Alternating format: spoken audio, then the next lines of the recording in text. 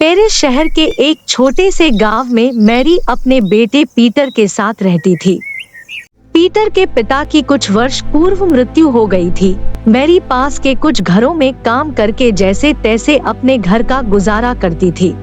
Peter बहुत अच्छा बच्चा था और अपनी माँ मैरी की घर के काम में मदद भी करता था और अपने स्कूल में भी बहुत अच्छे नंबर लाता था। स्कूल के टीचर्स भी पीटर की बहुत प्रशंसा किया करते थे। उसकी समझदारी की वजह से बहुत सारे बच्चे पीटर से दोस्ती करना और उसके साथ खेलना पसंद करते थे। अरे चलो पीटर, हम दोनों मिलकर इन खिलौनों से खेलते हैं। अरे नहीं दोस्त, इन खिलौनों से अभी आप ही खेलो, मैं शाम को आता हूँ, मुझे थोड़ा काम है।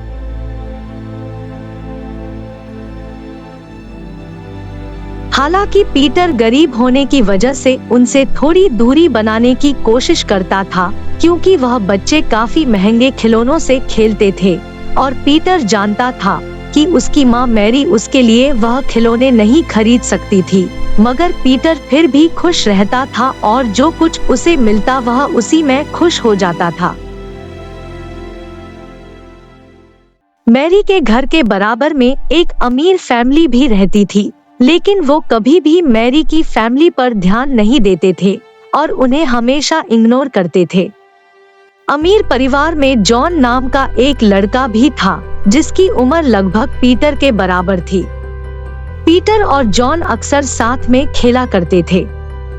एक दिन जॉन की बर्थडे पर उसके पिताजी उसे एक नई साइकिल गिफ्ट करते हैं। साइकिल लेकर जॉन बहुत खुश होता है और सीधा पीटर के घर जाता है और पीटर के पास आकर पीटर से कहता है, अरे पीटर देखो, मेरे पापा ने मुझे ये साइकिल गिफ्ट करी है, चलो अगर तुम्हारा मन हो तो हम दोनों साइकिल से कहीं खेलने चलते हैं। पीटर भी जॉन की साइकिल देखकर बहुत खुश होता है और दोनों वहां से साथ में खेलने चले जाते हैं। खेलते खेलते जॉन पीटर से कहता है, पीटर मेरे दोस्त, तुम भी एक साइकिल खरीद लो, फिर हम दोनों एक साथ पार्क में सैर करने चला करेंगे। जॉन की यह बात सुनकर पीटर वहां से अपने घर जाता है और घर पर आकर अपनी मम्मी से कहता है, अरे मम्मी, मुझे भी आपसे जॉन जैसी साइकिल चाहिए ताकि मैं भी जॉन के साथ सैर पर जा सकूं।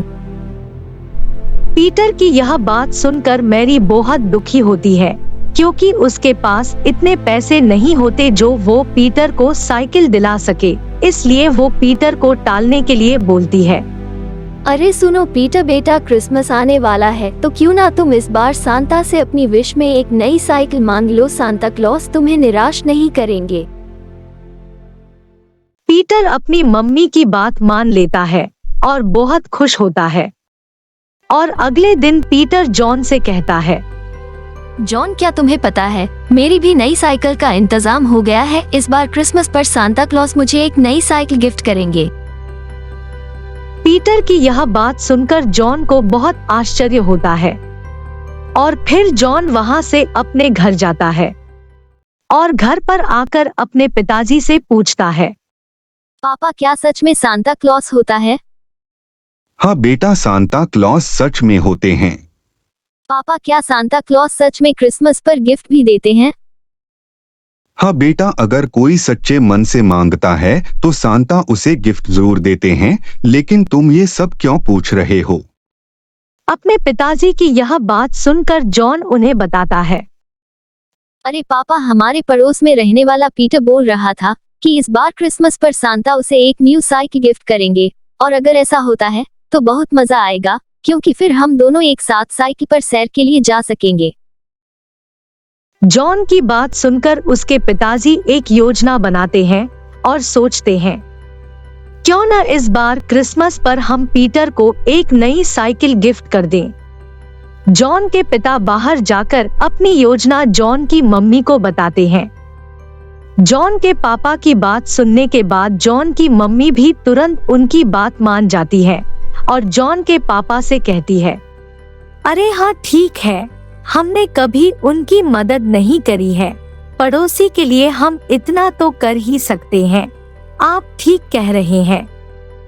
उसकी यह बात सुनकर जॉन के पिताजी बोलते हैं, इस बार क्रिसमस की रात में हम एक नई साइकिल पीटर के घर के आंगन में रख देंगे और जब सुबह में पीटर नई साइकिल देखेगा तो बहुत खुश हो जाएगा और हमारा काम भी हो जाएगा।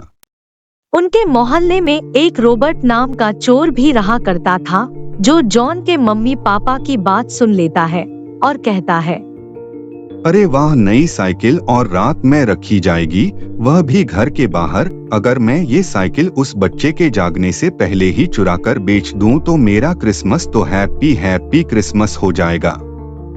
यह सोचकर वह बहुत खुश होता है, लेकिन तभी वह कुछ सोचकर दुखी भी हो जाता है, क्योंकि रॉबर्ट उसी मोहल्ले में रहता था, लेकिन पहचाने जाने के डर से वह चोरी हमेशा किसी और मोहल्ले में ही जाकर करता था। इसलिए वह थोड़ा परेशान हो जाता है कि अगर किसी ने उसे साइकिल चोरी करते देख लिया तो उसे पुलिस भी पकड़ेगी और फिर वह कभी उस मोहल्ले में रह भी नहीं पाएगा। अरे मैं ऐसा क्या करूं कि मैं चोरी करता हुआ पहचाना न जा सकूं?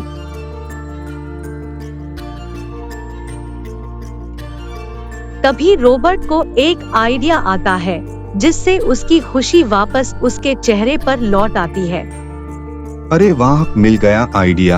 अब मैं साइकिल चोरी भी करूंगा और पहचाना भी नहीं जाऊंगा और पकड़ा भी गया तब भी मेरे पास एक बहुत बढ़िया बहाना होगा। यह सोचकर रॉबर्ट मन ही मन बहुत खुश होता है और हंसता हुआ अपने घर चला जाता है।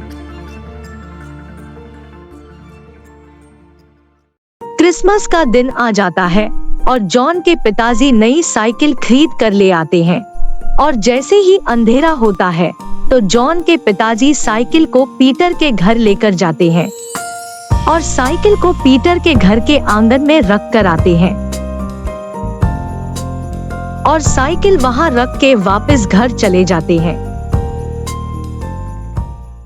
रॉबर्ट चोर को इसी क्षण का इंतजार होता है और वह आधी रात को सांता के कपड़े पहनकर पीटर के घर की ओर चल देता है ताकि कोई उसे पहचान ना सके। और जैसे ही वो पीटर के घर में कूदता है तो कूदने की आवाज से पीटर की आंख खुल जाती है और पीटर बाहर आके देखता है तो सांता नई साइकिल लिए खड़ा होता है।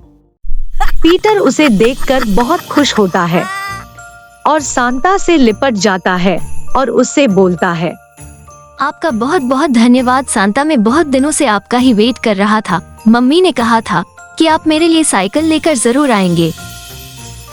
यह बात बोलकर पीटर की आंखों में खुशी के आंसू आ जाते हैं। पीटर की मासूमियत देखकर रॉबर्ट का दिल भी पिघल जाता है और उसकी आंखों में भी आंसू आ जाते हैं और उसे बहुत पछतावा होता है और वो पीटर को गले लगा लेता है और नई साइकिल उसे दे देता है और वहां से चला जाता है। इस घटना के बाद रॉबर्ट का भी हृदय परिवर्तन हो जाता है और वह तभी से चोरी करना छोड़ देता है और एक अच्छे जीवन की शुरुआत करता है। और इसी के साथ साथ सांता ने इस बार दोनों को गिफ्ट दे दिया था, पीटर को नई साइकिल और रॉबर्ट को नई जिंदगी जीने का मौका। हमारे सभी दर्शकों को हमारे चैनल की तरफ से क्रिसमस की बहुत बहुत बधाइयाँ। धन्यवाद। प्यारे बच्चों, अगर आपको हमारी वीडियो पसंद आए तो वीडियो को लाइक करें और हमारे चैनल को सब्सक्राइब करें।